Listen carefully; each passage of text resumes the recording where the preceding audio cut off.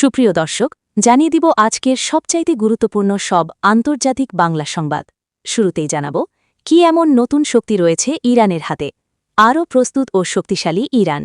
মধ্যপ্রাচ্যের শক্তিমান রাষ্ট্র ইরান কি এখন আগের চেয়েও বেশি শক্তিশালী? চলমান সংঘাতের মাঝে কি মধ্যপ্রাচ্যে আবারও নতুন ধরনের সংঘাতের প্রস্তুতি চলছে? আর কেন হঠাৎ করে এমন কঠোর ভাষায় সতর্কবার্তা দিল ইরানের ইসলামিক রেভলিউশনারি গার্ড ক্রপস বা আইআরজিসি? কি এমন শক্তি রয়েছে ইরানের হাতে? সাম্প্রতিক এক বিবৃতিতে এমন কিছু দাবি করা হয়েছে যা শুধু ইসরায়েল নয় বরং যুক্তরাষ্ট্রকেও শঙ্কিত করে তুলেছে। সম্প্রতি প্রকাশিত এক বিবৃতিতে আইআরজিসি বলেছে ইরান এখন আগের যে কোনো সময়ের তুলনায় বেশি প্রস্তুত, বেশি শক্তিশালী এবং আরও বেশি প্রতিরোধক্ষম অবস্থানে রয়েছে। শুধু তাই নয়, শত্রুপক্ষের প্রতিটি পদক্ষেপের উপর তাদের পূর্ণ গোয়েন্দা নজরদারি রয়েছে বলেও দাবি করেছে বাহিনীটি। জানাবো ইরানের পক্ষে যুক্তরাষ্ট্রের মুখোমুখি হতে যাচ্ছিল দুই পরাশক্তি, আর একটু হলেই যুক্তরাষ্ট্রের বিরুদ্ধে যুদ্ধে জড়াতো চীন, রাশিয়া এবং তুরস্ক।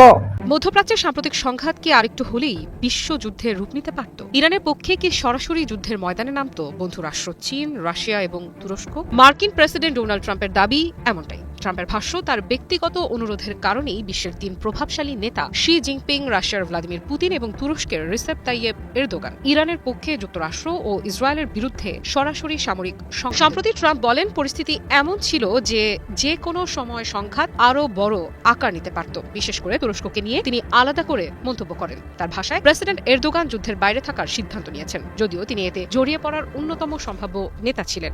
ট্রাম্প বলেন, এরদোগান ইসরায়েলের সমর্থক নন, ফলে আঞ্চলিক উত্তেজনা বাড়লে তুরস্ক ইরানের কাছাকাছি অবস্থান নিতে পারত। কিন্তু তিনি ব্যক্তিগতভাবে এরদোগানকে যুদ্ধের বাইরে থাকতে অনুরোধ করেছিলেন এবং তুর্কি নেতা সেই অনুরোধ রেখেছেন বলে দাবি করেছেন মার্কিন। আরো জানাবো নেতানিয়াহুকে ধুয়ে দিলেন ট্রাম্প, বিস্ফোরক ফোনালাপ এলো সামনে। বিস্তারিত থাকছে ভিডিও প্রতিবেদনে। মার্কিন প্রেসিডেন্ট ডোনাল্ড ট্রাম্পের সঙ্গে তার ঘনিষ্ঠ মিত্র বেনিয়ামিন নেতানিয়াহুর সম্পর্ক একদমই ভালো যাচ্ছে না। একসময় দুজনকে বৈশ্বিক রাজনীতিতে ঘনিষ্ঠ মিত্র হিসেবে দেখা গেলেও বর্তমানে তাদের সম্পর্কে তীব্র ফাটল দেখা দিয়েছে। এমনকি তাদের মধ্যে অনেক আগেই এক বিশাল দূরত্ব তৈরি হয়েছে। শুধু তাই নয়, মার্কিন প্রেসিডেন্ট হিসেবে দ্বিতীয় মেয়াদে ক্ষমতা নিয়ে বিভিন্ন ফোনালাপে নেতানিয়াহুকে অত্যন্ত কঠোর ভাষায় অপমানও করেছেন ট্রাম্প। সম্প্রতি সামনে আসা বিভিন্ন তথ্য ও প্রতিবেদন থেকে বিষয়টি পুরোপুরি স্পষ্ট হয়ে উঠেছে। গাজা এবং লেবাননে ইসরায়েলের সামরিক অভিযান এবং যুদ্ধবিরতিতে যেতে নেতানিয়াহু রাজি না হওয়ার ফলেই মূলত এই ট্রাম্পের সঙ্গে সম্পর্কের ফাটল চরম আকার ধারণ করে। অন্যদিকে ট্রাম্পের হস্তক্ষেপ চায় না ইরান। মুখোমুখি যুক্তরাষ্ট্র ইরান। নিজেদের সম্পদ ব্যবহারে হস্তক্ষেপ চায় না ইরান। বিস্তারিত থাকছে ভিডিও প্রতিবেদনে। জব্দকৃত অর্থ ছাড় ইস্যুতে মুখোমুখি যুক্তরাষ্ট্র ও ইরান। প্রেসিডেন্ট ডোনাল্ড ট্রাম্পের দাবি, মার্কিন কৃষি পণ্য ক্রয়ে খরচ করতে হবে ছাড়কৃত অর্থ। আর তেহরান বলছে নিজস্ব সম্পদ কিভাবে ব্যবহৃত হবে সেই সিদ্ধান্ত তারাই নেবে। এদিকে হরমুজ প্রণালীতে একটি কার্গো জাহাজে হামলার ঘটনায় আবারও ছড়িয়েছে উত্তেজনা। এই ঘটনার জেরে আটকা পড়া নাবিকদের উদ্ধারের অভিযান স্থগিত করেছে জাতিসংঘ। শান্তি চুক্তির পর কিছুটা শান্ত মধ্যপ্রাচ্য পরিস্থিতি। সমঝোতায় ইরানের জব্দকৃত $1200 কোটি ছাড়ের পরিকল্পনাও ছিল, তবে শর্তও জুড়ে দিয়েছে ট্রাম্প প্রশাসন। দাবি, এই অর্থ সরাসরি ইরানের হাতে যাবে না, বরং এসক্রো বা তৃতীয় পক্ষের পরিচালিত অ্যাকাউন্টে যাবে অর্থ, যা মার্কিন কৃষিপণ্য ও চিকিৎসা সামগ্রী কিনতেই খরচ হবে। যুক্তরাষ্ট্রের রপ্তানির জন্য এবং সারা বিশ্বের কৃষকদের জন্য নতুন বাজার উন্মুক্ত করা হচ্ছে। খুব শিগগিরই আরেকটি নতুন বাজার যুক্ত হবে, সেটি হলো ইরান। দেশটিতে এখন চরম খাদ্য সংকট। ছাড় দেয়া ইরানের অর্থ দিয়ে বিপুল পরিমাণ গম, সয়াবিন ও ভুট্টা কেনা হবে, যা এই মুহূর্তে তেহরানের জন্য কেনাটা খুবই জরুরি। কিন্তু প্রস্তাবটি মানতে নারাজ তেহরান। দেশটির পার্লামেন্টের স্পিকার মোহাম্মদ বাঘের কালিবাফ জানিয়েছেন, জব্দ সম্পদ ছাড়ের পর কিভাবে ব্যবহৃত হবে সেই সিদ্ধান্ত নেবে তারাই। কোনো দেশের চাপিয়ে দেওয়ার শর্তে নয়, নিজ প্রয়োজন অনুযায়ী যে কোনো পণ্য কেনার অধিকার ইরানের রয়েছে। বিশ্লেষকদের মতে এই মতপার্থক্যই চূড়ান্ত চুক্তির সবচেয়ে বড় বাধা হয়ে দাঁড়াতে পারে। এদিকে আলাস্কা চুক্তি ভেস্তে গেল, ট্রাম্পের আশ্বাসে আস্থা নেই মস্কোর। ধৈর্যের বাঁধ ভেঙেছে পুতিনের। মার্কিন প্রেসিডেন্ট ডোনাল্ড ট্রাম্প আর রুশ প্রেসিডেন্ট ভ্লাদিমির পুতিনের সেই আলোচিত আলাস্কা বোঝাপড়া এখন শুধুই কাগজে কলমের গল্প। মস্কো এখন আর কোনো মিষ্টি কথাই ভুলছে না, বরং ওয়াশিংটনের বিরুদ্ধে প্রকাশ্যেই ক্ষোভ ঝাড়ছে। এই কূটনৈতিক ফাটলের সুযোগটাই যেন কাজে লাগাচ্ছে জেলেনস্কির বাহিনী। একদিকে রাশিয়ার মূল ভূখণ্ডের গভীরে বিধ্বংসী ড্রোন হামলা, আর অন্যদিকে দনবাসের রণক্ষেত্রে আগুনের ফুলকি। যুদ্ধের এই নতুন মোড় পুরো পরিস্থিতিকে এক ভয়ঙ্কর অনিশ্চয়তার দিকে ঠেলে দিচ্ছে। রুশ পররাষ্ট্রমন্ত্রী সের্গেই ল্যাভরভ একদম সাফ জানিয়ে দিয়েছেন, মস্কো আর কোনো অস্থায়ী সমাধানে রাজি নয়। গত আগস্টে আলাস্কায় যে ভরসার হাত বাড়ানো হয়েছিল, পুতিনের চোখে সেটা ছিল নিছকই সময় ক্ষেপণ। মস্কো মনে করছে শান্তি আলোচনার নামে ওয়াশিংটন আসলে ইউক্রেনকে নতুন করে অস্ত্রশস্ত্র সাজানোর সময় দিয়েছিল, আর এই অবিশ্বাসের জবাবটা ইউক্রেন দিচ্ছে সরাসরি রাশিয়ার মাটিতে। প্রায় 1200 কিলোমিটার গভীরে উরেলবুর্গের সেই বিশাল গ্যাস প্লান্টে ড্রোন দিয়ে যে আঘাত এনেছে জেলেনস্কির বাহিনী, তা কেবল কারখানা ধ্বংস করেনি, বরং পুতিনের অহংকারে আঘাত করেছে। ওয়েলবুর্গ থেকে শুরু করে যোগাযোগ কেন্দ্র, সবখানে এখন ইউক্রেনের দাপট। এবং সর্বশেষ জানাবো, এতদিন কোথায় ছিল খামেনির মরদেহ? রহস্যের বেড়াজালে ইরান। বিস্তারিত থাকছে ভিডিও প্রতিবেদনে।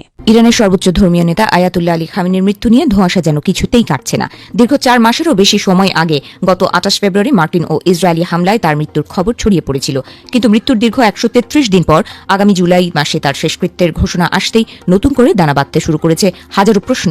সাধারণ মানুষের মনে এখন একটাই জিজ্ঞাসা, এই দীর্ঘ সময় কোথায় এবং কিভাবে রাখা হয়েছিল এই প্রভাবশালী নেতার মরদেহ? ইরানের রাষ্ট্রীয় সংবাদ মাধ্যমের দাবি অনুযায়ী আগামী 4 জুলাই থেকে শুরু হয়ে 9 জুলাই পর্যন্ত চলবে খামেনির শেষকৃত্যের বর্ণাঢ্য আনুষ্ঠানিকতা। এরপর মাশহাদ নগরীতে তাকে সমাহিত করা হবে। তবে মৃত্যুর এতদিন পর দাফনের এই নজিরবিহীন সিদ্ধান্ত বিশ্বজুড়ে তীব্র কৌতূহল ও রহস্যের জন্ম দিয়েছে। সাধারণত শিয়া ইসলামী রীতি অনুযায়ী মৃত্যুর পর যত দ্রুত সম্ভব মরদেহ দাফন করার বিষয়ে নিয়ম থাকলেও খামেনির ক্ষেত্রে কেন এই ব্যতিক্রম তা নিয়ে চলছে জোর আলোচনা। সবচেয়ে বড় রহস্যের দেয়াল তৈরি হয়েছে খামেনির মরদেহের বর্তমান অবস্থান এবং তা সংরক্ষণের প্রক্রিয়া নিয়ে। গত 4 মাস ধরে তার দেহটি কোথায় লুকিয়ে রাখা হয়েছিল সে বিষয়ে তেহরান প্রশাসন সম্পূর্ণ নীরবতা বজায় রেখেছে। কোনো অফিসিয়াল তথ্য না থাকায় সামাজিক যোগাযোগ মাধ্যমে এখন চলছে জল্পনা কল্পনা। গত ফেব্রুয়ারির সেই উত্তাল দিনগুলোয় মার্কিন ও ইসরায়েলি হামলায় কেঁপে উঠেছিল ইরান। হামলার পরপরই বিভিন্ন আন্তর্জাতিক সংবাদ মাধ্যম খামেনির মৃত্যুর খবর দিলেও ইরান সরকার তাৎক্ষণিকভাবে তা স্বীকার করেনি। এই দীর্ঘ লুকোচুরি এবং ধামাচাপা দেওয়ার চেষ্টা অনলাইনের দুনিয়ায় গুজব ও সন্দেহের ডালপালাকে আরও বেশি উস্কে দিয়েছিল, যা আজও অবসান হয়। ইসলামী আইন ও শরিয়া বিশেষজ্ঞদের মতে যুদ্ধ পরিস্থিতি বা কোনো বিশেষ নিরাপত্তা সংকট থাকলে দাফন কার্যে কিছুটা বিলম্ব করার অবকাশ রয়েছে, কিন্তু খামেনির সাথে একই হামলায় নিহত অন্যান্য শীর্ষ সামরিক কমান্ডার ও কর্মকর্তাদের অনেক আগেই রাষ্ট্রীয় মর্যাদায় সমাহিত করা হয়েছে।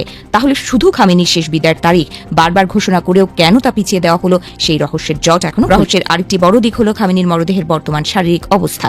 লোহিত সাগরের গভীরে ডলফিন ক্লাসের হুঙ্কার, সোমালিল্যান্ডে আইসল্যান্ডের সেই গোপন পরমাণু ঘাঁটি, মধ্যপ্রাচ্যের আকাশে এখন চরম বিপদের ঘনঘটা। আর ঠিক এই মুহূর্তে লোহিত সাগরের বুক চিরে এক তীব্র আশঙ্কার সিঁদুরে মেঘ দেখতে পাচ্ছে ইসরায়েল। ইরানের সাথে সাম্প্রতিক সংঘাতের পর এক চরম এবং লজ্জাজনক পরাজয়ের স্বাদ পেয়ে তেল আবিব এখন আগের চেয়েও অনেক বেশি খ্যাপাটে, অনেক বেশি হিংস্র আচরণ শুরু করেছে। ফিলিস্তিনের মাটিতে ইতিহাসের অন্যতম নির্মম গণহত্যা চালানো নেতা বেনিয়ামিন নেতানিয়াহু এখন এক নতুন অথচ পুরনো রূপে আবির্ভাব হওয়া শত্রুদের মোকাবেলা করতে মরিয়া হয়ে উঠে পড়ে লেগেছেন। কিন্তু এবারের পরিস্থিতি সম্পূর্ণ ভিন্ন, কারণ চারপাশের ভূ রাজনৈতিক হিসাব নিকাশে এবার যেন পুরো দস্তুর একা হয়ে পড়েছে ইসরায়েল। এতদিন যে আমেরিকা চোখ বন্ধ করে তেল আবিবকে সমর্থন দিয়ে গেছে, সে আমেরিকাই এখন ইরানের সাথে সরাসরি যুদ্ধে জড়িয়ে নিজের ভুলের খেসারত দিচ্ছে হাতে নাতে। খোদ ডোনাল্ড ট্রাম্পের সাম্প্রতিক বক্তব্যগুলো বিশ্লেষণ করলে একটি দিবালোকের মতো স্পষ্ট হয়ে উঠেছে ওয়াশিংটন এবার পাকাপাকিভাবেই এই যুদ্ধবাজ ইসরায়েলের হাত ছেড়ে দিয়েছে। আর এই চরম একাকিত্বের মাঝেই এক নতুন এবং প্রলয়কারী যুদ্ধের ঝড় উঠেছে লোহিত সাগরের বুকে। লোহিত সাগরের এই উত্তাল জলরাশিতে বর্তমান সময়ের সবচেয়ে বড় এবং মূর্তমান আতঙ্ক হয়ে দাঁড়িয়েছে ইয়েমেনের প্রতিরোধক্ষ বা হুথি বাহিনী। এই অঞ্চলের পুরো নিয়ন্ত্রণ এখন তাদেরই হাতে, আর তাদের এই ক্রমাগত ও বিধ্বংসী আক্রমণের হাত থেকে বাঁচার কোনো উপায় খুঁজে পাচ্ছিল না তেল আবিব। অবশেষে প্রাণঘাতী ফাঁদ থেকে নিজেদের রক্ষা করার এক অদ্ভুত ও গোপন পথ হিসেবে সোমালিল্যান্ডকেই বেছে নিয়েছে নেতানিয়াহুর প্রশাসন। পুরো মধ্যপ্রাচ্য ও তার আশেপাশে ছড়িয়ে ছিটিয়ে থাকা ইরানপন্থী প্রতিরোধ অক্ষের সম্মিলিত শক্তির সামনে দাঁড়িয়ে নিজেকে যে কোনো মূল্যে প্রস্তুত করতে চাইছে তেল আবিব। ইরান ও ইসরায়েলের মধ্যকার সরাসরি যুদ্ধটা আপাতদৃষ্টিতে কিছুটা থিতিয়ে এসেছে বলে মনে হলেও ইরানের প্রক্সিরা কিন্তু মোটেও দমে যায়নি, বরং তাদের আক্রমণ আরও জোরালো হয়েছে। শুধু তাই নয়, লোহিত সাগর এবং এডেন উপসাগরের মতো অত্যন্ত গুরুত্বপূর্ণ আন্তর্জাতিক জলসীমায় ইসরায়েল এবং তার পশ্চিমা মিত্রদের সমস্ত বাণিজ্যিক ও সামরিক জাহাজ চলাচল সম্পূর্ণ স্তব্ধ করে দিতে দিনরাত চরম তৎপরতা চালাচ্ছে ইয়েমেনের এই দুর্ধর্ষ বাহিনী। বর্তমানে এই গোটা অঞ্চলটি একটি চরম উচ্চ ঝুঁকিপূর্ণ ভূ রাজনৈতিক সংঘাতের মূল কেন্দ্রবিন্দুতে পরিণত হয়েছে, যার ফলে সরাসরি হুমকির মুখে পড়েছে বৈশ্বিক বাণিজ্যের প্রধান প্রধান সামুদ্রিক পথগুলো।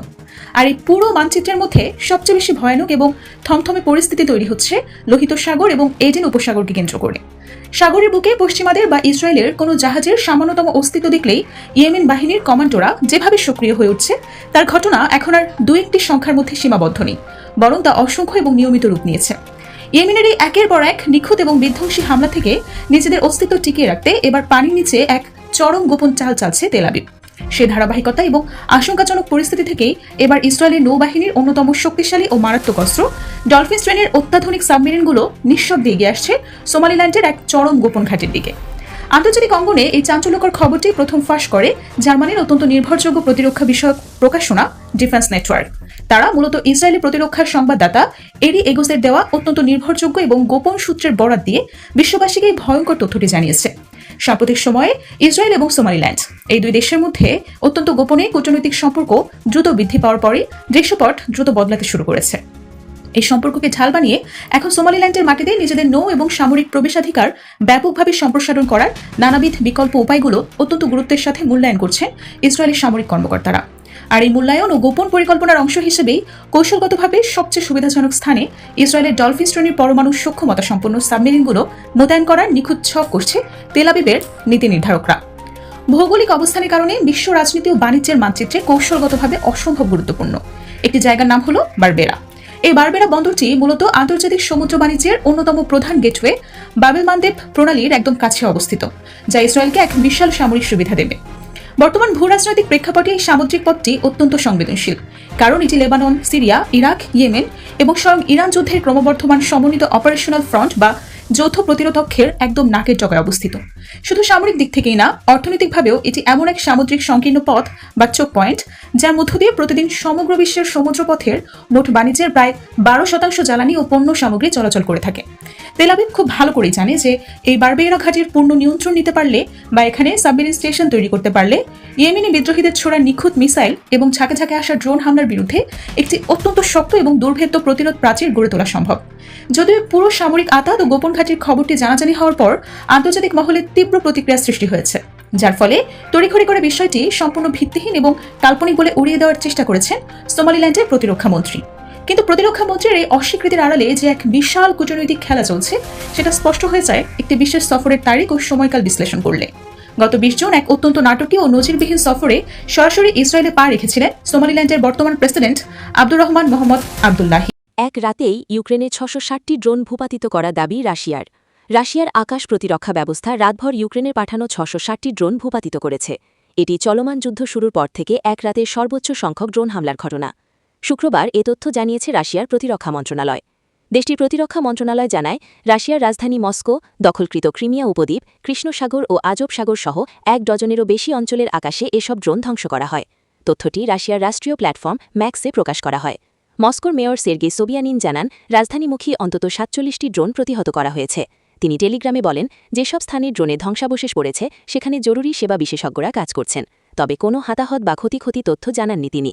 মস্কো থেকে প্রায় 180 কিলোমিটার দক্ষিণে তুলা অঞ্চলেও ব্যাপক ড্রোন হামলার ঘটনা ঘটেছে বলে জানিয়েছেন আঞ্চলিক গভর্নর দিমিত্রি মিলিয়ায়েভ। তিনি জানান, শেকিনো জেলার একটি বসতবাড়ি ক্ষতিগ্রস্ত হয়েছে এবং এতে একজন নারী আহত হয়েছেন। ইউক্রেন সাম্প্রতিক মাসগুলোতে রাশিয়ার বিরুদ্ধে দূরপাল্লার ড্রোন হামলা জোরদার করেছে, বিশেষ করে জ্বালানি অবকাঠামো লক্ষ্য করে। তাদের লক্ষ্য হচ্ছে যুদ্ধ পরিচালনার জন্য ক্রেমলিনের গুরুত্বপূর্ণ রাজস্ব উৎস দুর্বল করা। ইউক্রেন ও রাশিয়ার মধ্যকার সংঘাত 5ম বছরে পদার্পণ করেছে। গত সপ্তাহে ইউক্রেনের হামলায় মস্কোর দক্ষিণ পূর্বাঞ্চলে একটি তেল শোধনাগারে অগ্নিকাণ্ড ঘটে। ইরানির 20 নাবিককে মুক্তি দিল যুক্তরাষ্ট্র।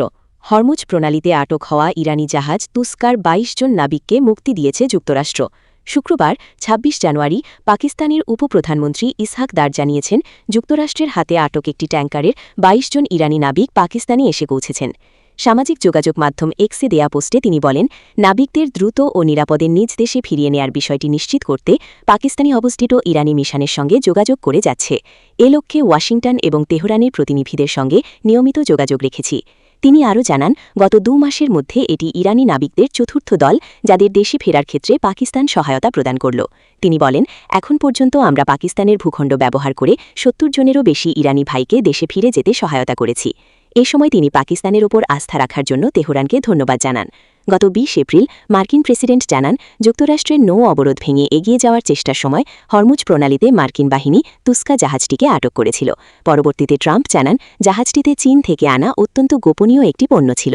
এদিকে তেহরান জানিয়েছে, সাম্প্রতিক উত্তেজনার সময় যুক্তরাষ্ট্রের হাতে আটক হওয়া একটি তেলবাহী ট্যাঙ্কারের 22 জন ইরানি নাবিককে পাকিস্তানে অবস্থিত ইরানের কনসুলেটে স্থানান্তর করা হয়েছে। দেশটির রাষ্ট্রীয় বার্তা সংস্থা ইরনা জানিয়েছে, করাচিতে ইরানি কূটনৈতিকদের কাছে ওই নাবিকদের হস্তান্তর করা হয়েছে এবং আগামী কয়েকদিনের মধ্যেই তাদের ইরানে ফিরে আসার কথা রয়েছে। তবে ইরনা কিংবা ইরানি কর্তৃপক্ষ কেউই ওই ট্যাঙ্কারটির পরিচয় প্রকাশ করেনি, অথবা সেটি কোথায় বা কখন আটক করা হয়েছিল ওই বিষয়ে বিস্তারিত কিছু জানায়নি। আরো একবার বলতে হচ্ছে, ইতিহাসে এই প্রথম ইসলামিক রিপাবলিক অফ ইরান এবং আমেরিকা যুক্তরাষ্ট্র মিলিতভাবে একটি সামরিক নেটওয়ার্ক গড়ে তুলেছে, যাতে মধ্যপ্রাচ্যে আর নতুন করে যুদ্ধ শুরু না হয়। আর এর ফলে মধ্যপ্রাচ্যে ইসরায়েলের মৃত্যু ঘণ্টা বেজে গেল। যে আমেরিকা এই ইসরায়েলকে এতদিন সযত্নে লালন পালন করে আসছিল গোটা মধ্যপ্রাচ্যে তার আধিপত্য ধরে রাখবার জন্য, সেই আমেরিকা ইউটার্ন মেরে নতুন করে এতদিনের শত্রু, চিরশত্রু ইরানের সঙ্গে সামরিক আতাত গড়ে তোলার মধ্য দিয়ে মধ্যপ্রাচ্যে তার প্রলয়মান আধিপত্যকে নতুন করে বিস্তার করবার স্বপ্ন বুনছে আমেরিকা। আর এই খবর খোদ জানিয়েছেন আমেরিকার ভাইস প্রেসিডেন্ট জেডি ভ্যান্স। ইরানের প্রতিনিধি দলের সঙ্গে আমেরিকার সুইজারল্যান্ডের জেনেভাতে যে বৈঠক হয়েছিল, সেই বৈঠকের সবচাইতে বড় ব্রেক থ্রু হলো ইরানের সঙ্গে আমেরিকার এই সামরিক বোঝাপড়া গড়ে তোলা। তা গতকাল জেডি ভ্যান্স ইংল্যান্ডের একটি টেলিভিশন নিউজ চ্যানেল আনহার্ডকে দেওয়া সাক্ষাৎকারে জানিয়েছেন। আর এই খবর গোটা পৃথিবীতে ছড়িয়ে পড়বার পর এতদিন পর্যন্ত যে সমস্ত রাষ্ট্র ইরানের থেকে একটি নিরাপদ দূরত্ব বজায় রাখবার পলিসি গ্রহণ করত, সেই সমস্ত রাষ্ট্র হুমড়ি দিয়ে এবার ইরানের সঙ্গে কূটনৈতিক সম্পর্ক গড়ে তুলতে মরিয়া হয়ে উঠেছে। তারা এখন প্রত্যেকে ঘোষণা করছে যত দ্রুত সম্ভব ইরানের রাজধানী তেহরানে তাদের কূটনৈতিক দূতাবাস খোলার কথা। আর সবচাইতে বড় ফলাফল এই, লেবাননে ইরান এবং আমেরিকার মৌ স্বাক্ষরের পরেও ইসরায়েল যে আগ্রাসন চালিয়ে যাচ্ছিল এবং শয়ে শয়ে নিরীহ লেবানিসকে খুন করছিলেন, সমস্তটাই এক লহমায় বন্ধ হয়ে গেছে।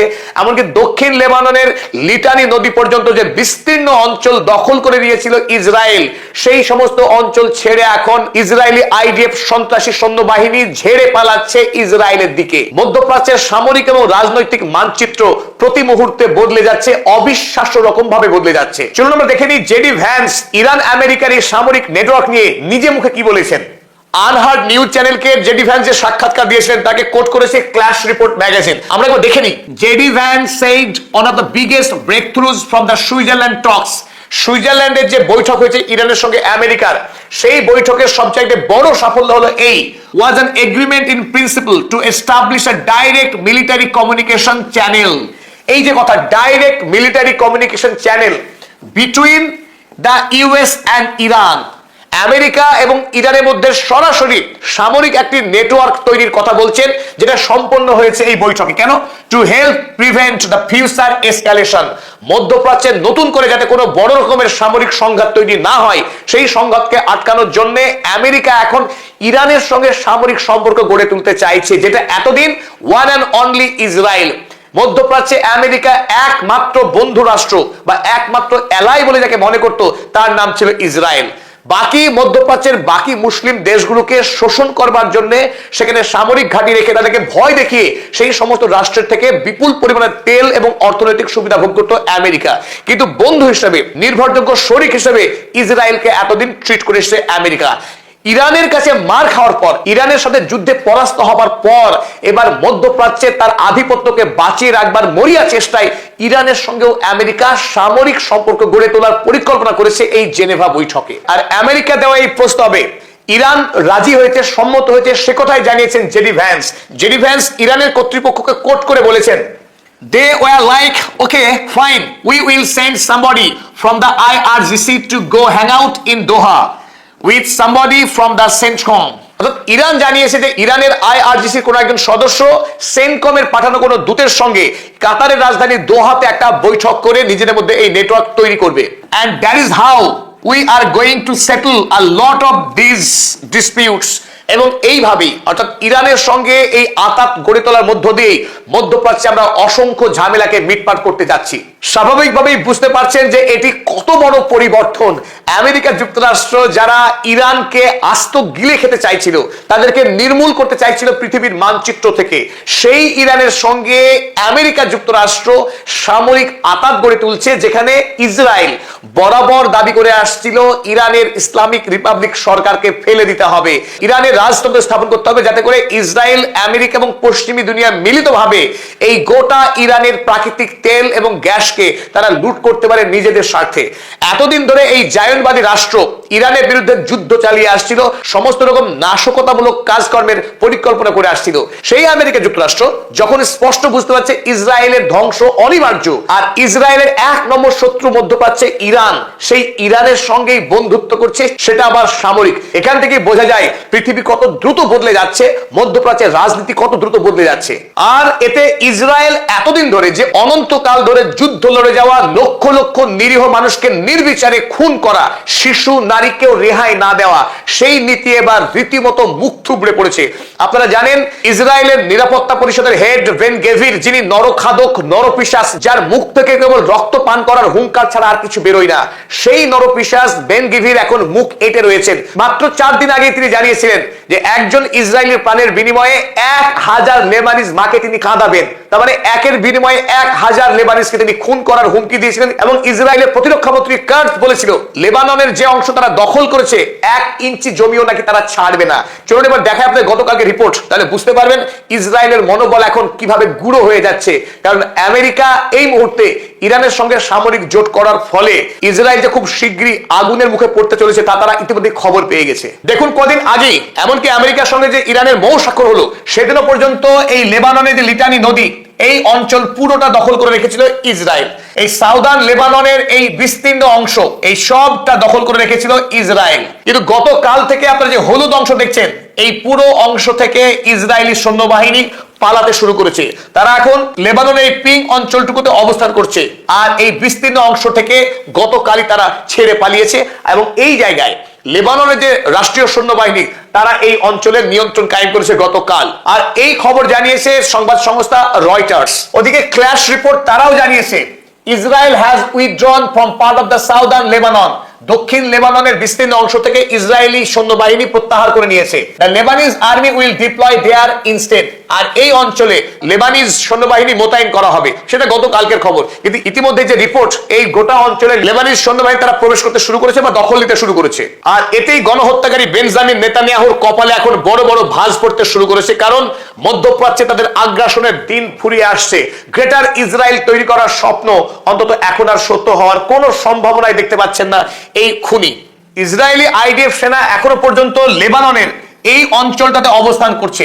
আর এতেই ইরানের কুদস বাহিনী আরো এক ধাপ এগিয়ে কাল হাড় হিম করা হুমকি দিয়েছে এই সন্ত্রাসী আইডিএফ সেনাকে। তাসনিম নিউজ এজেন্সি কুদস বাহিনীর এই সতর্কতাকে তারা কোট করেছে। তারা জানিয়েছে the Quds forces commanders warning to the Zionists. এই জায়নবাদী থেকে কুদস বাহিনীর সতর্কতা দিয়েছে এই বলে, if you do not withdraw Lebanon today, যদি আজ লেবানন থেকে তোমরা বিদায় না নাও, of your own free will, নিজের স্বাধীন ইচ্ছায় যদি লেবানন ত্যাগ না করো, tomorrow you will be forced to flee in humiliation and defeat. আগামীকাল তোমাদের এখান থেকে পরাস্ত হয়ে, মার খেয়ে, অপমানিত হয়ে বিদায় নিতে হবে। বিকল্প কোনো রাস্তা খোলা নেই।